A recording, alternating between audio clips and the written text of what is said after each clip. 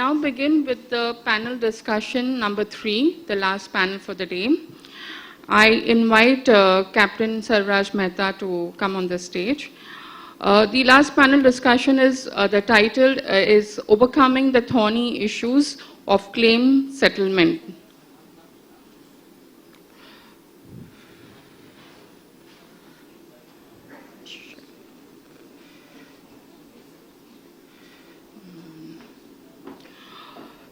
Captain Sarvaraj Mehta joined North in '95 and has had overall responsibility for the underwriting department. For the last 8 years, he is a fellow of the Institute of Chartered Shipbrokers and the Nautical Institute. Prior joining the club, he spent 12 years at sea, sailing as master for 4 years before coming ashore to work with ship owners as marine superintendent and operations manager. He has obtained his LLB in 1998. Over to you, Captain Mehta.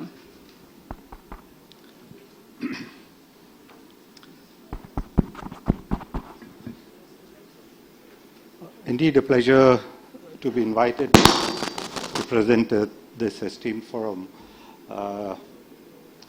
The beauty of coming last is everything has been said, but still. Respected seniors, I still have to say there are a few seniors here. Ladies and gentlemen, what a pleasure to be back in Mumbai, a city of dreams, such modern enthusiasm, and on top of it, an extremely experienced, wise panelist, and a very broad subject to cover. In order to strike a balance between breadth and superficiality, I don't know what next 55, 56 minutes will entail. Bernard Shaw said, "We learn from experience that man never learns from experience." So, what are the challenges that face the shipping industry? The rate of change in the shipping business is showing no sign of abatement whatsoever. However, you will not be surprised to hear me say that I fully expect the continuing need of loss prevention, risk management, training, ISM for the future. Not everything changes for better. As long as the human element is present, irrespective of preventive measures, claims will happen and will keep my dear colleagues in P&I industry, Holland Machinery, and the law firms in business. The new conventions which are coming up, CLCs, whether it's Athens Convention, bunker conventions, and coupled with the ship owners facing the extreme problems on well-trained seafarers, regulatory challenges, sanctions, sustainability. And then we are, for the first time in the history of humanity, we have every necessary resource, capabilities, and technology. We heard the previous panelists discuss that. So everything is available in this planet. Never before a generation of people has ever known the comforts and conveniences what we have. So to set the scene, ladies and gentlemen, I have 55 minutes to sort an excellent panels, and I've done something right because I have 6 panelists. Dr. Sunita Sundar, advocate, consultant, professor, and arbitrator, comes specially to see us all from Chennai. Thank you very much. Sushil Mulchandani, Chief Executive Officer, JM Bakshi, a thorough gentleman, an absolutely die-hard professional. I've known him only for a few days, but he comes across as a perfect gentleman. Rest of them are as well, ladies and gentlemen. Ole Henry, welcome. He's the head of commercial operations and legal, and he was in Singapore before, and for whatever right karma, he's in India, so welcome him.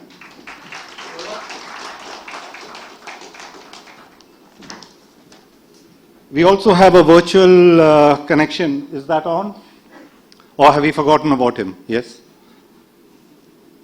Yes, Dimitri? Kalispera? Can you hear me? I can hear you. Okay, Kalispera, Yasis. Kalispera. Okay. Good evening, everyone. Managing Director of Shanghai Office of Ship Owners Claims Bureau. Be careful, he is dually qualified. England and Hong Kong law. Plus he's from Greece, my favorite country. Welcome, Ole. And then I have my guru, Tony Fernandez. Please give him a big hand. Tony needs no introduction. And when we were chatting, he said, one person who's going to be a winner today is Tony in this debate. Because Tony is a guru, and if I pass the test of being a moderator and if I'm invited back, he's still a winner because he's my guru. Yeah?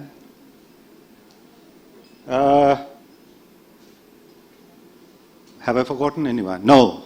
The present and the future of PNI, Sanchit Datta.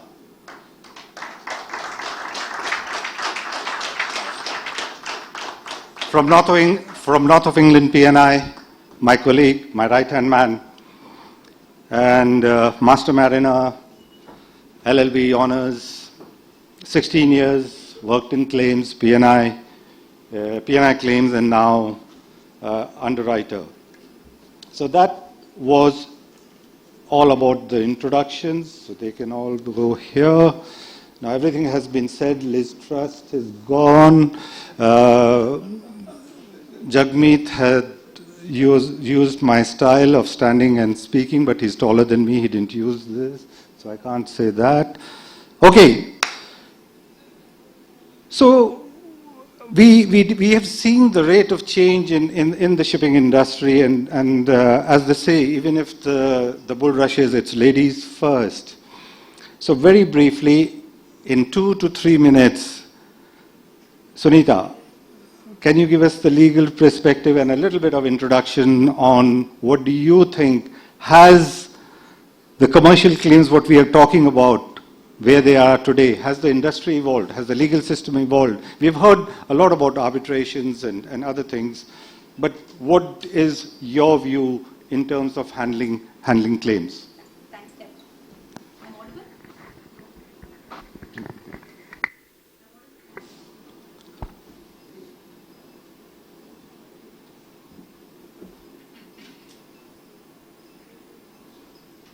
Hello? Hello? Yeah. Thanks a lot, Captain. And it is a great pleasure to be here out of the normal court and arbitration work that I have usually in Chennai. It's really a pleasure. I feel this session has got a different kind of panelist for the simple reason, like as an advocate, I would be liaising with all these panelists before I go to a court and an arbitration. So the two words which would speak a lot about the commercial aspect of it is the claims handling. So the claims handling of any issue or a dispute which fructifies to a litigation or an arbitration, in fact happens much prior in time.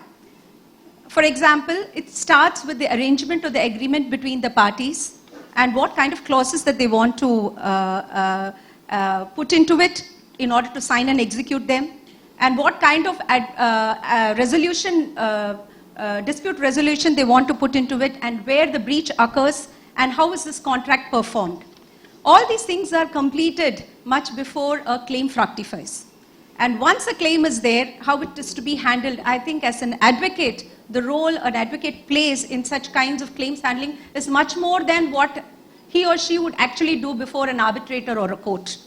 Because I feel as an advocate, his or her role would be more to say whether this claim is a factual claim, a claim which would stand the test of law, whether it can be litigated or arbitrated. In the event you do get a favorable order, whether this order is executable. Because ultimately it is not just winning a case or a principal law which is laid down by a court or an arbitration. Ultimately the issue is whether the party, the claimant who goes before an arbitration or court gets the money because he does incur a lot of expenses. So that being the case, with claims handling, there are 2 to 3 issues that I would want to discuss about. One is the choice of a litigation and one is that of the arbitration.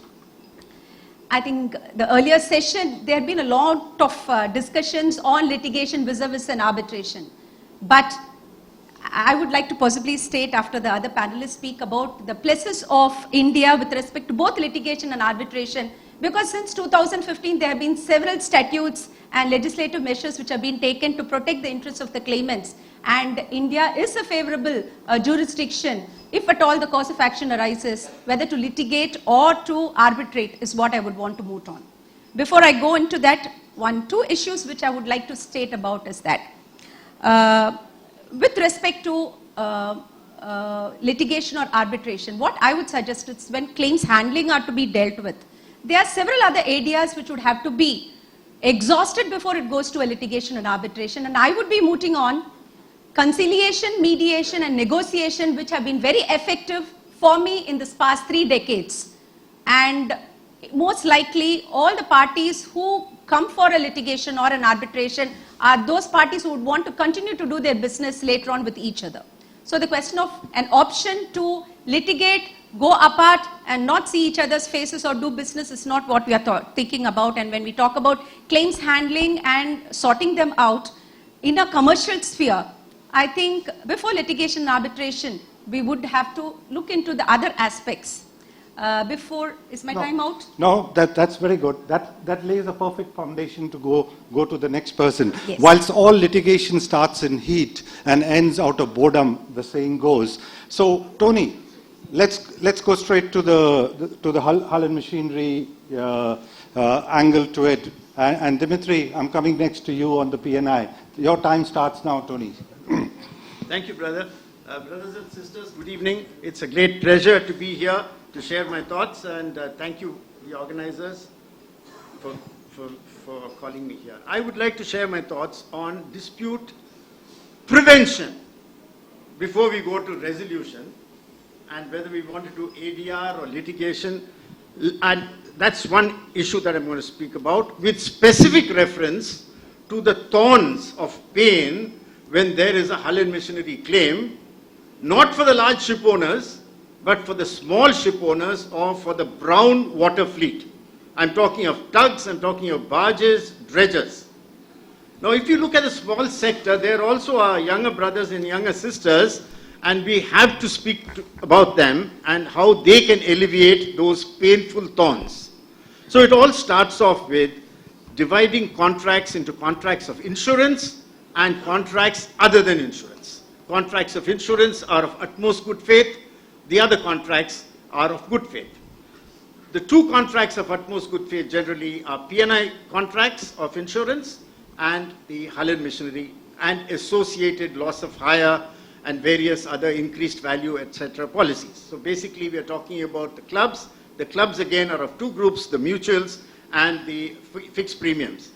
Now, as far as contract conflict between the insurance type of contracts and the non-insurance type of contracts, it starts off with, as Dr. Sunita rightly said, the time of drafting the charter parties or ship repair contracts or whatever. Many times, the younger ship owner, the smaller ship owner, the barge owner, the dredger owner, he doesn't have that clout to call the shots as far as the non-insurance contracts are concerned. As far as the insurance contracts are concerned, they are generally standard wordings.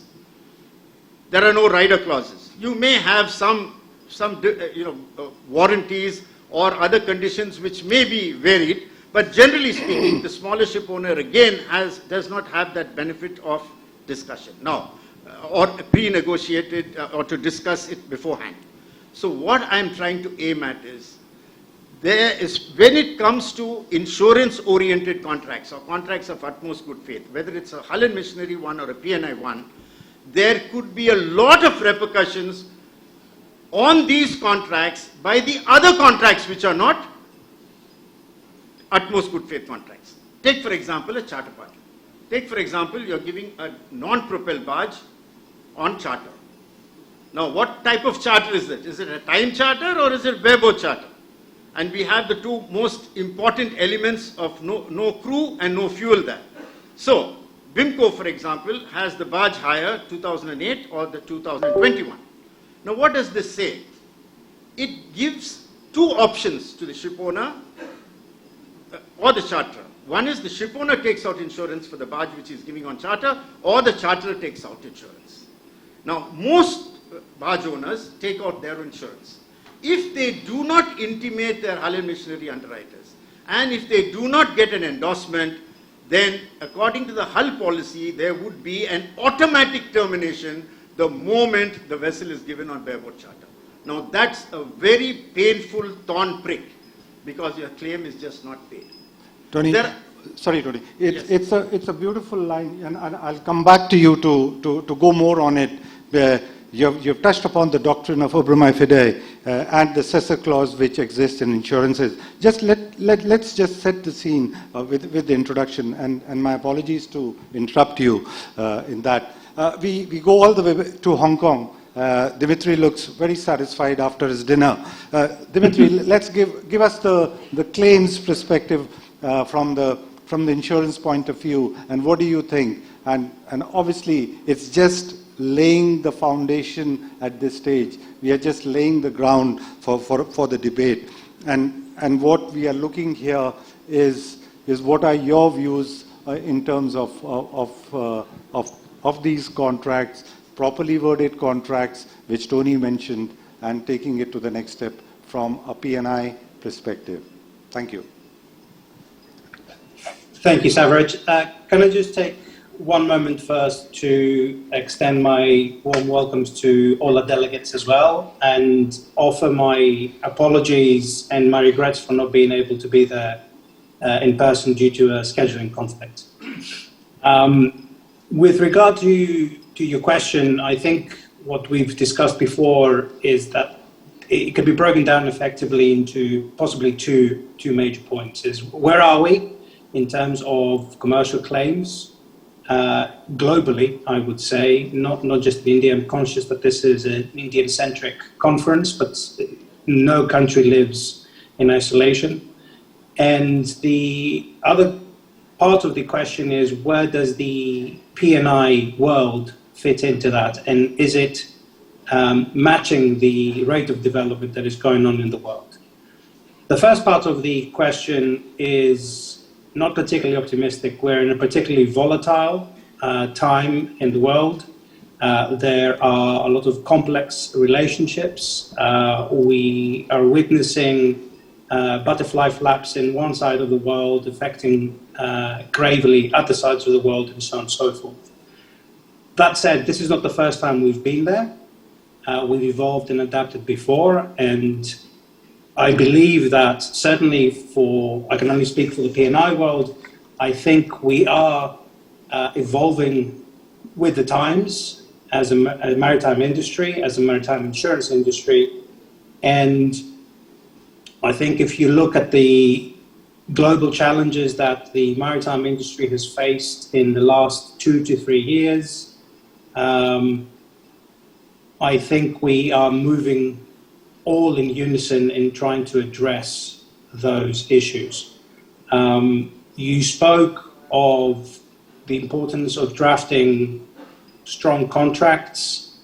That is certainly a part of it, but I think that is only one part of it. I think a stronger cooperation and communication between all the players in the industry is what has been driving us forward, and what will continue to drive us forward until we see some of this volatility that we're witnessing taper down. Thank you. Thank you. Thank you. Thank you very much. Sushil, anything you would like to add from agents' perspective or ship agents, ports? GM Bakshi is involved in ports as well as ship agents. You deal with the ships. Your views on, especially pertaining to the contractual aspects? Yeah, sure. Thanks for that. I think as two different aspects. As shipping agents, it's a different role, and our group is also into ports, so there are different aspects to that.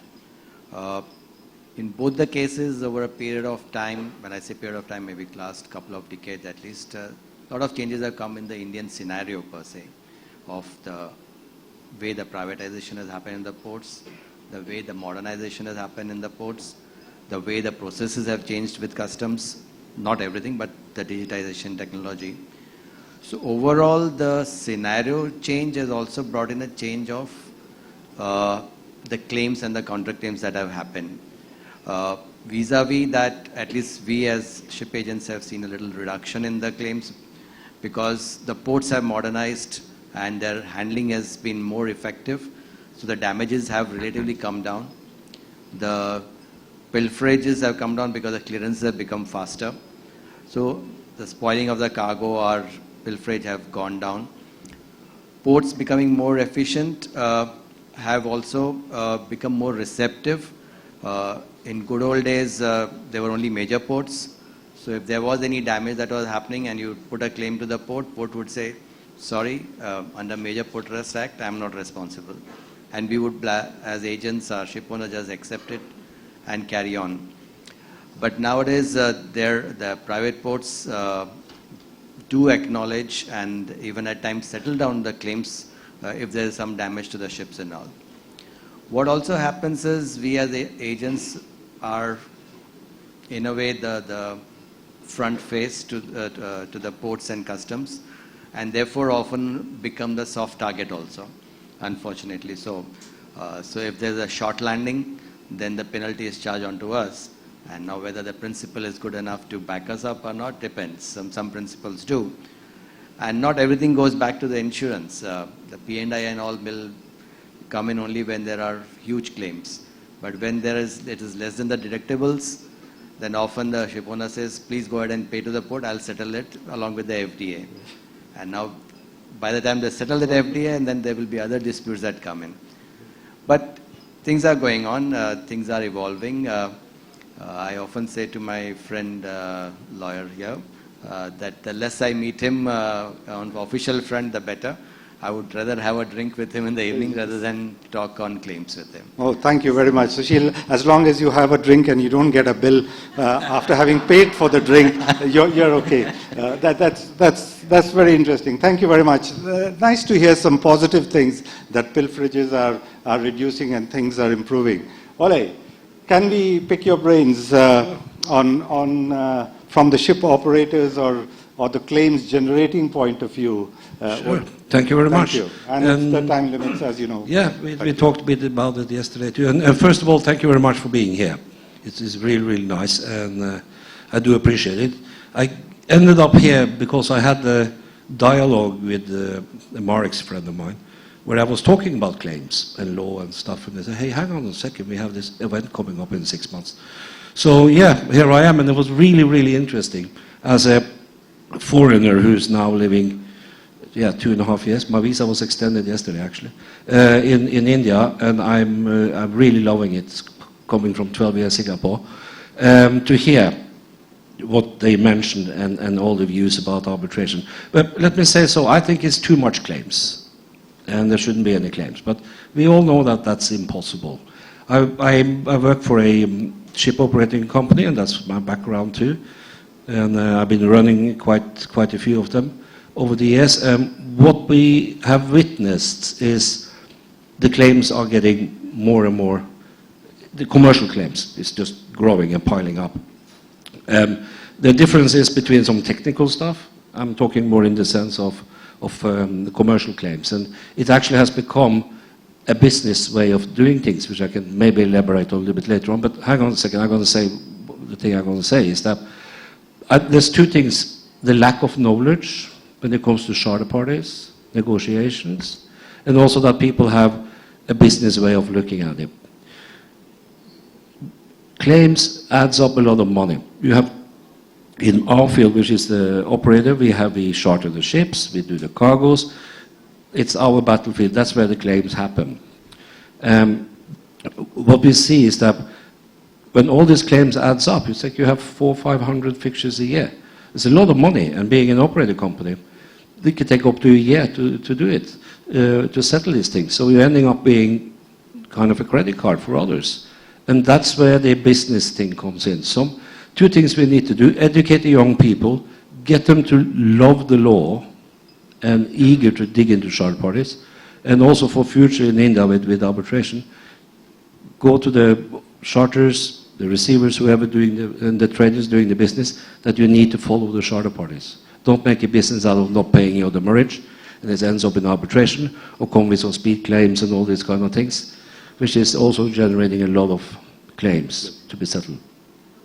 So that's what we're fighting in operating well. Okay, very good.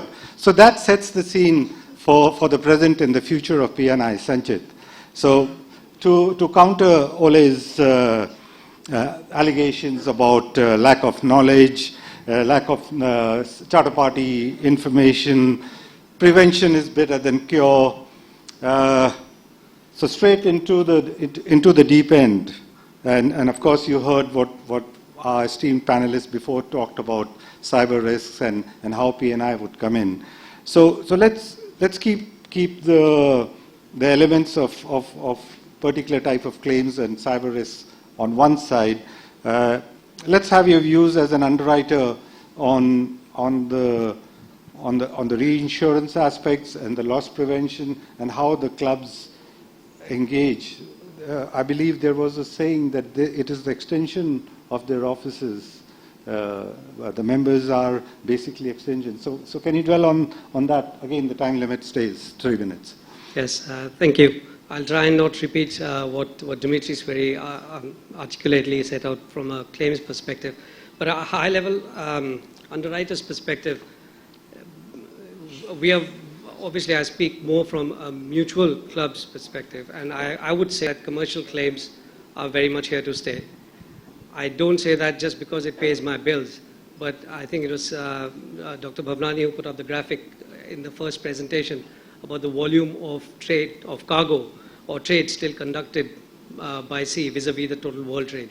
So as long as commercial contracts and commercial trade is going to be conducted, claims are here to stay. And our role, therefore, is firstly, as you said, to try and help prevent those claims, if not to minimize, and ultimately to handle those claims, to manage and handle them efficiently, expeditiously, ethically, and in a responsible manner. So for that, the role of a mutual P&I club isn't transactional at all. Much of what we do, the tools we have available to us, other than the usual underwriting tools of risk selection, possibly risk exclusion, sharing of that risk, not just with other insurers and reinsurers, but also with our clients and members. The traditional tools of technical loss prevention, but also legal loss prevention increasingly, and what I'd call informally hand-holding. That is something we find ourselves doing a lot more of.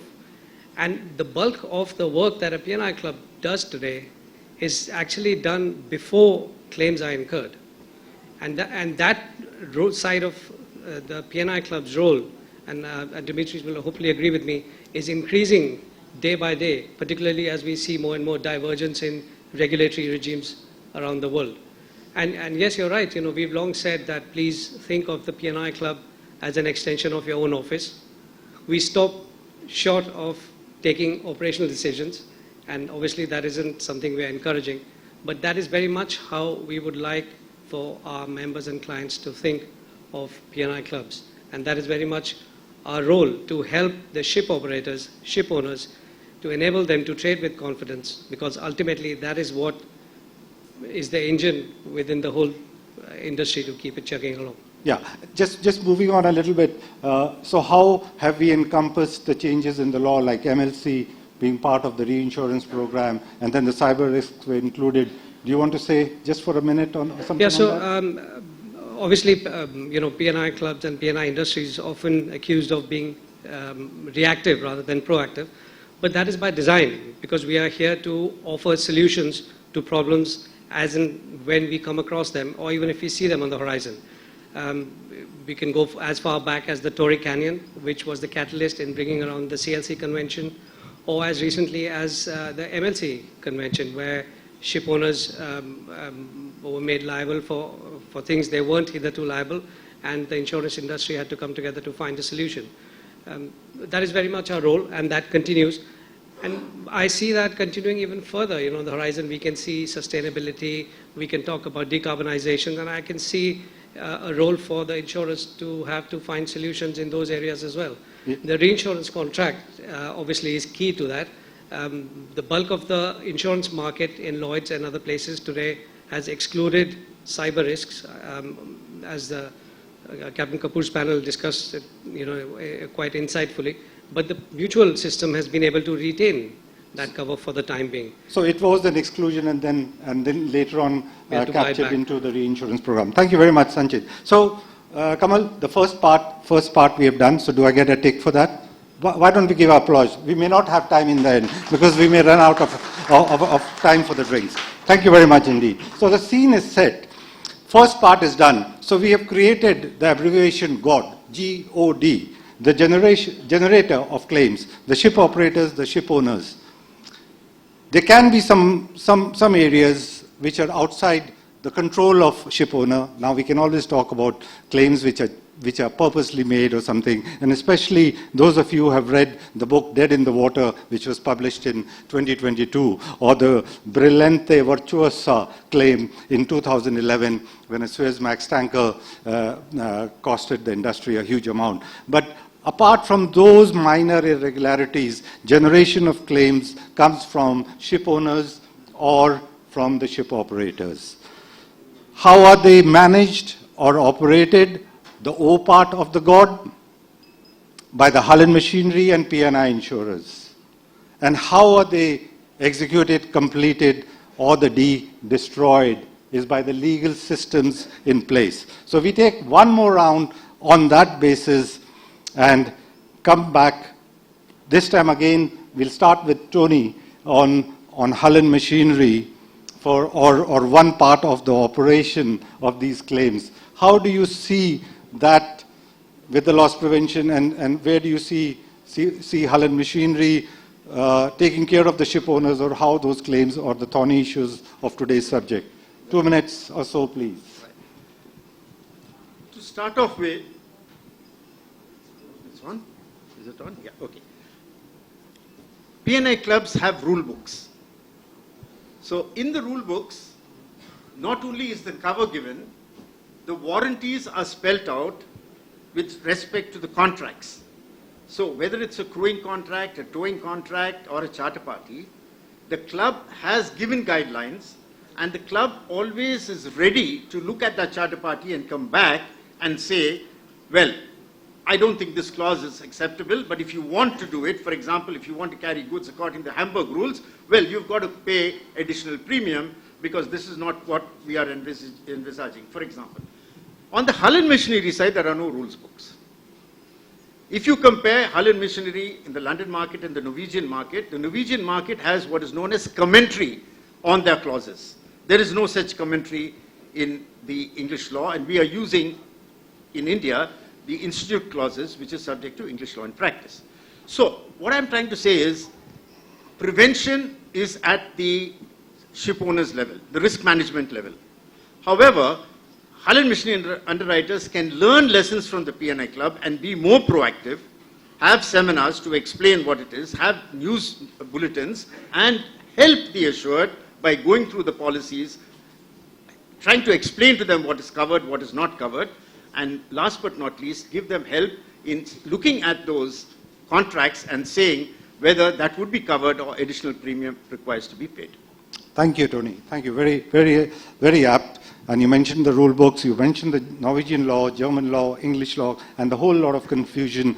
And also, the rule books are if you're not feeling sleepy at night, just start reading the rule book. And I promise you, by the time you reach page 3, you'll be fast asleep.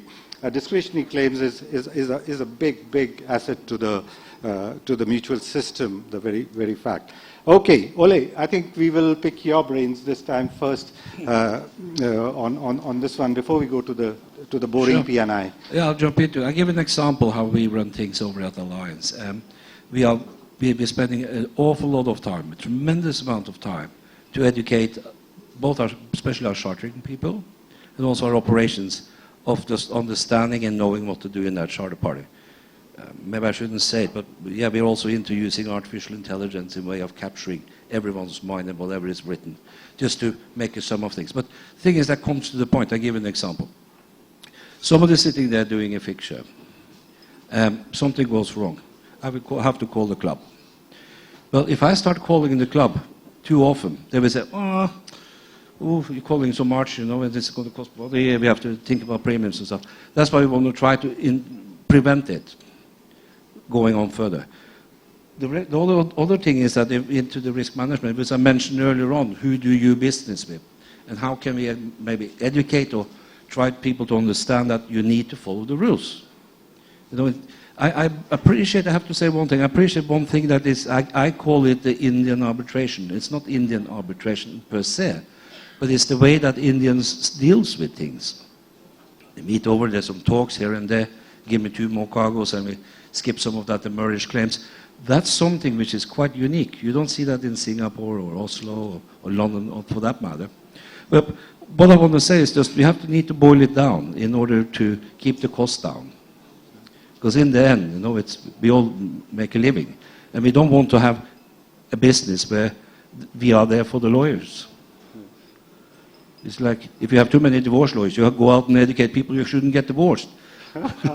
Okay, Ole, Yeah. good one. So there is some stuff there, yeah. Yeah. We will go to Hong Kong to get a response on that one, please. On the P&I clubs, I still feel, being a master, we used to always leave night orders. You have to call a master, not when the thought comes in your mind that should I call the master or not. And do you agree or do you disagree with Ole's comments, Dimitris? What do you think? What is the optimum use of a P&I club? Well, because I'm a lawyer, the answer is both. I agree and disagree. I spoke earlier about cooperation and coordination, and I think it's critical that clubs and owners do that. I disagree with Ole in saying that contacting us may lead to claims or increased premiums. As a matter of fact, clubs are there, and we encourage our members to approach us before issues arise. Ole's concern that he has personnel who are not able to deal with contracts is a very valid one, but that's even more reason to approach the club in the first place. Every P&I club, certainly within the IG, has, on the claim side, extensive legal loss prevention setups to assist the members to learn before they encounter the risk.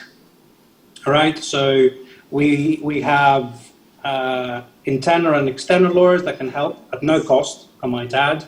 We offer contract reviews, not just our club, I'm talking about all clubs here.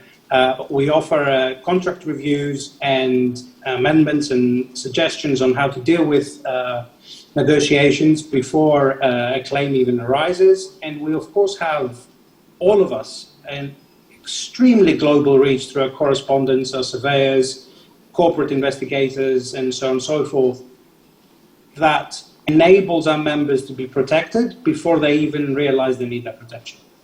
Thank you, Dimitri. It's fair enough for you to sit in Hong Kong and challenge Ole. You've not seen his size. He's 6 feet 3 inches, and he's got a heavy punch. So I'll take your point well noted. I will give it a pass and I'll hide behind, behind my legal systems. Sunita, you mentioned about the claims, and there was a lot of discussion about arbitration. I may have missed the word mediation during the day, and also something what is known as early disputes resolution, which has come up of lately, something which North of England is very proud of, because they were instrumental in giving it a kickstart. Not literal kickstart, but kickstart. So, can you throw some light on these two things? Yes, Captain. I think, Thank you. I think at least I'm very happy to say that all the panelists herein do agree that my profession is going to be the axis for all their solutions. I'm very happy about it.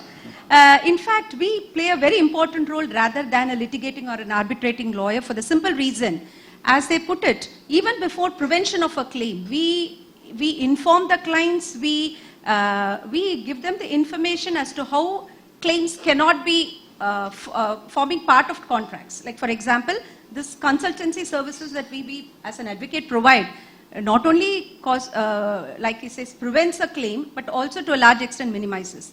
Now the question of, like I said, there are different ADRs, mediation, negotiation and conciliation, which is being preferred both by litigation and by arbitration. For example, one other reason why we moved for Indian courts and Indian arbitration is for the reason, as far as courts are concerned, now we have the Commercial Courts Act of 2015, where it's not just charter party disputes or bills of lading disputes, but all disputes relating to maritime law can be brought to the court.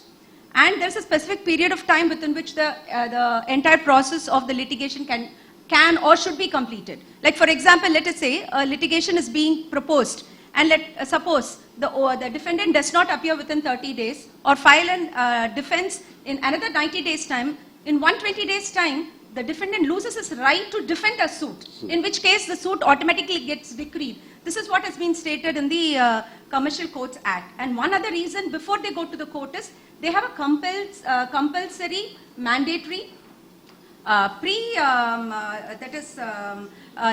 mediation, institutionalized mediation, which they have to complete before they go to the court.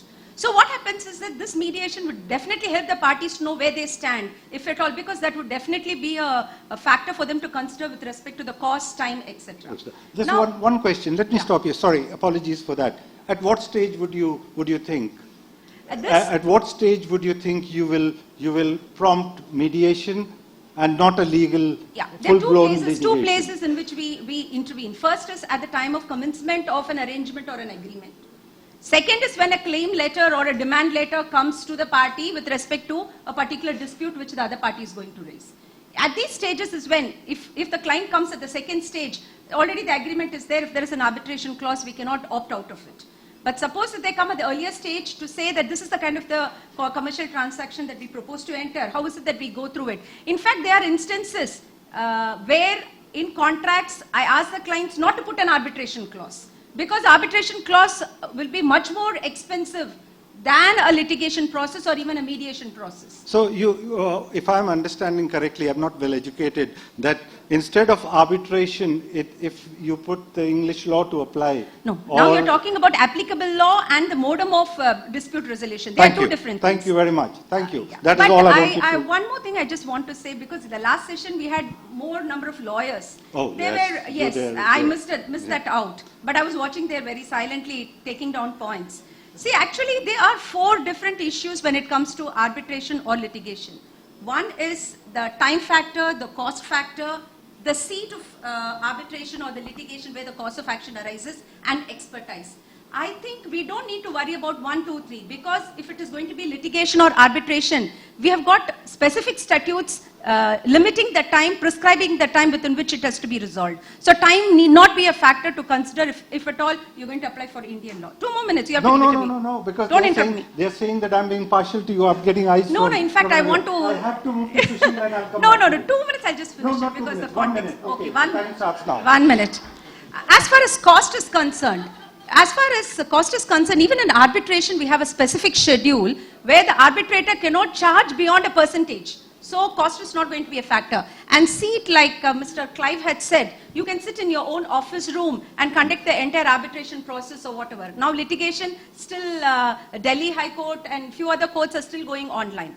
Now expertise, this is one thing which the industry have to consider, because if I have an arbitration clause and it is an international commercial arbitration, I need to go to the Supreme Court to appoint my arbitrator. If it is a domestic arbitration, I'll have a retired High Court judge to sit on upon it.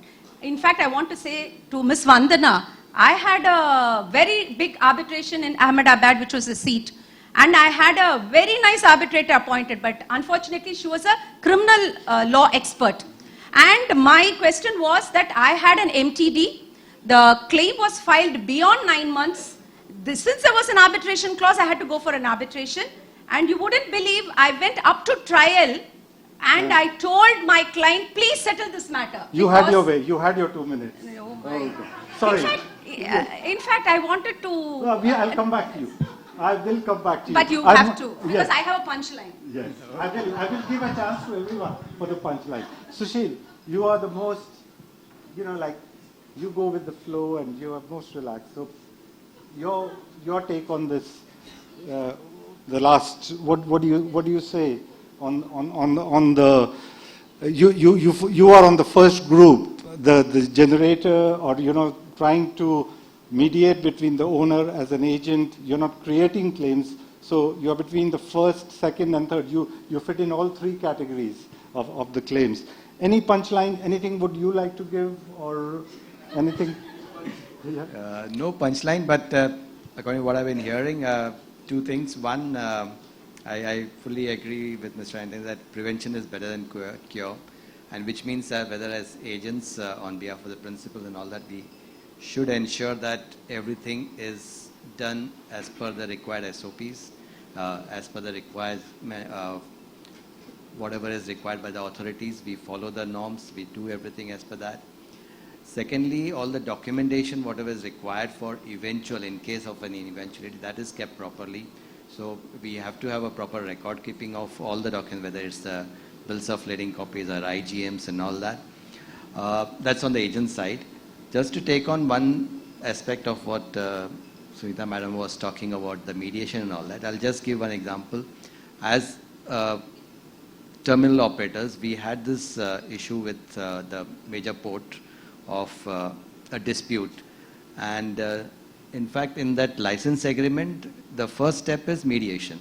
Second step, arbitration. Third step, litigation. It so happened that we went with the first step of mediation and we won the case.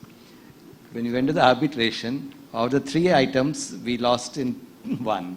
But then we never went for the litigation because 2 out of the 3 cases we had won. Earlier we won all the 3 issues.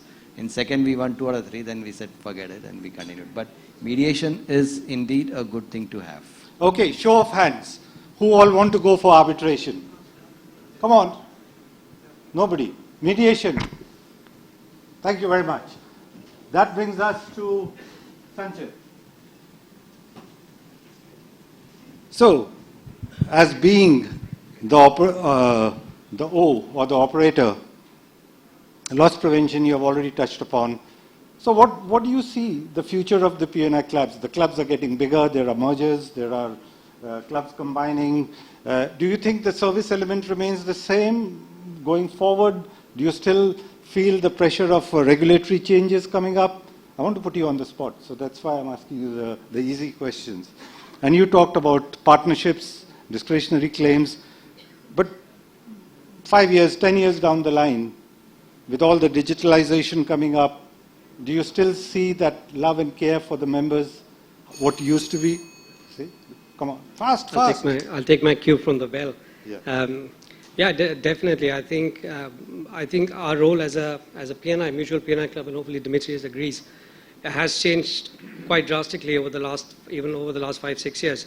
The kind of queries that come across my desk mostly now, and it's a feature of the circumstances around the world today. Can we carry this cargo? Can we call this port? Is this entity sanctioned or partly sanctioned? How can we deal with them? So our role is definitely evolving. We are having to invest in people, in systems, Many seafarers today, when we encourage them, there's a book which many of you may have read, The Mariner's Role in Collecting Evidence.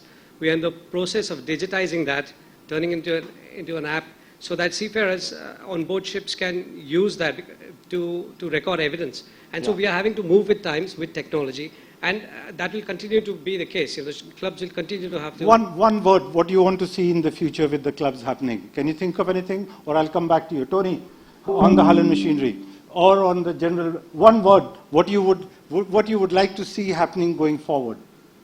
Now, Liz Truss has already resigned. You can't say that. You wanted a punchline, right? Yes. Okay. Oh, don't punch me. Yes. No, I won't punch you. Let's talk about the hypothetical moderator and the hypothetical panelist.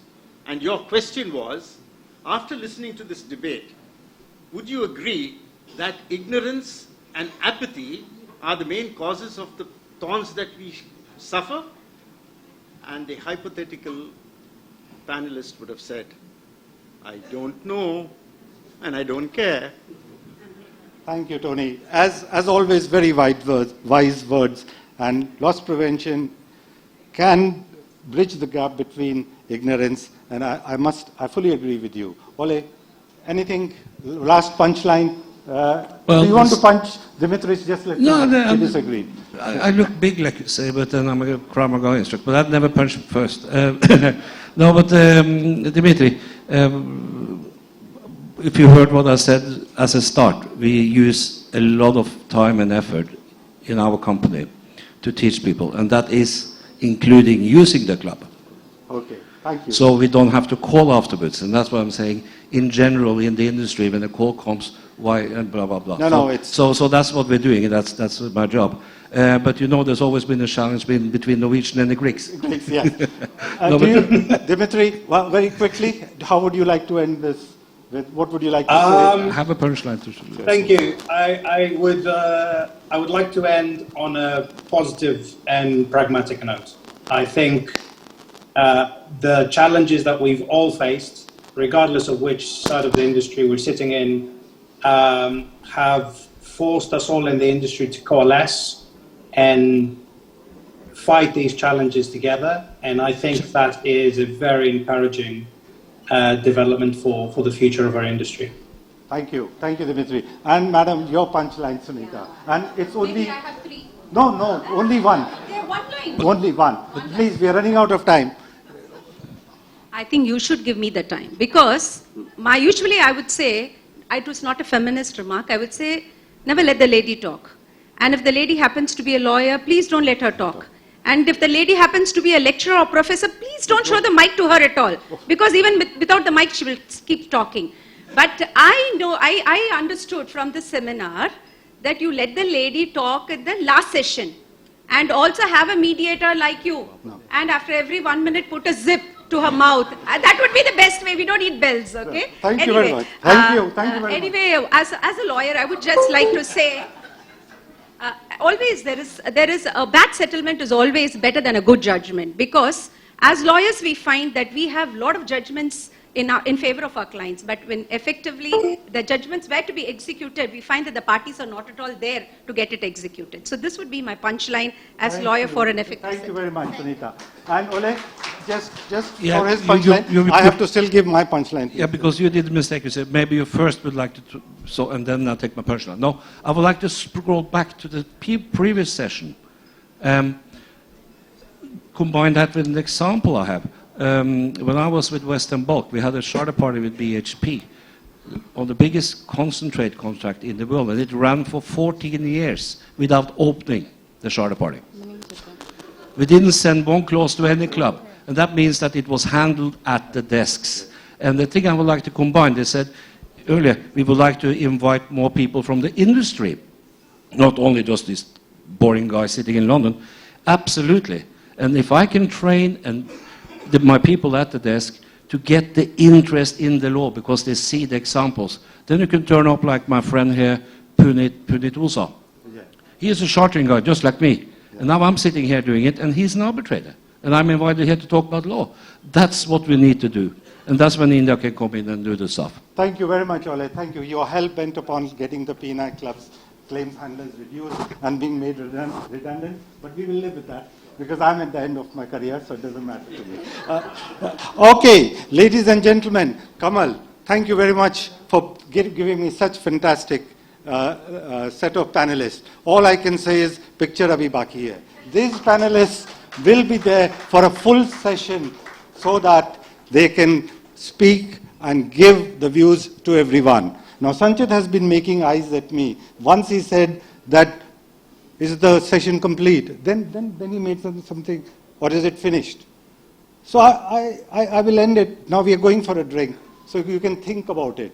The English dictionary has been able to explain no difference between two words, complete and finished. Some people say there is no difference between complete and finished, but there is. Yes, when one gets married, he's complete. And when you marry the wrong person, not woman, when you marry the wrong person, you are finished. And when your partner catches you with another person, you are completely finished. So, the session is completely finished or complete. I leave it for you, ladies and gentlemen, to decide. But remember, we will be back. Picture abhi baki hai. Thanks a lot. Thank you, Captain Sarvaraj Mehta. And now we'll have the felicitation. I will call Captain Shiv Halbe to please come on the stage.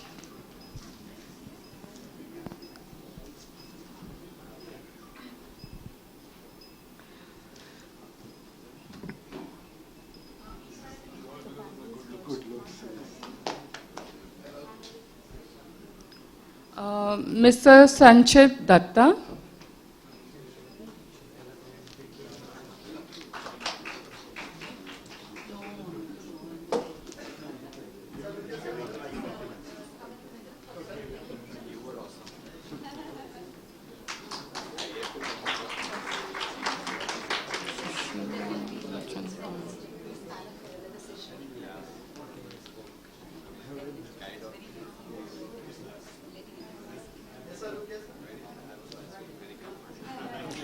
Mr. Sushil Mulchandani.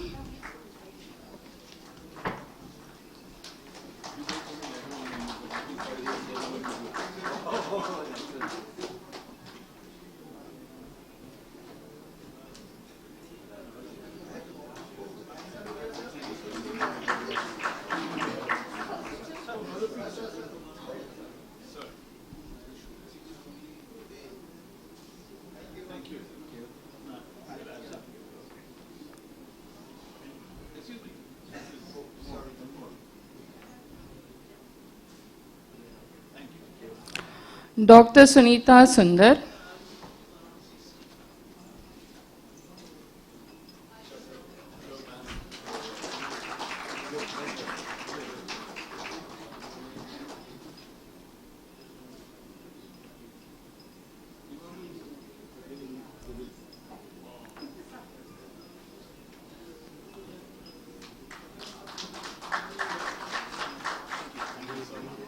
Mr. Anthony Fernandez.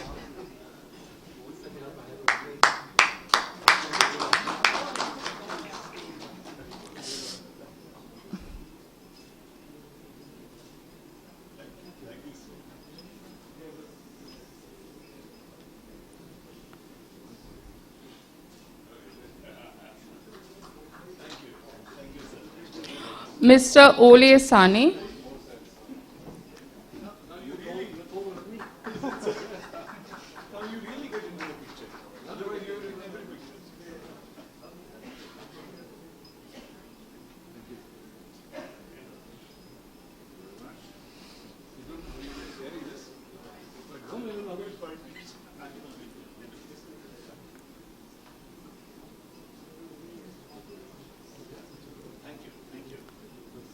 Captain Sarvaraj Mehta.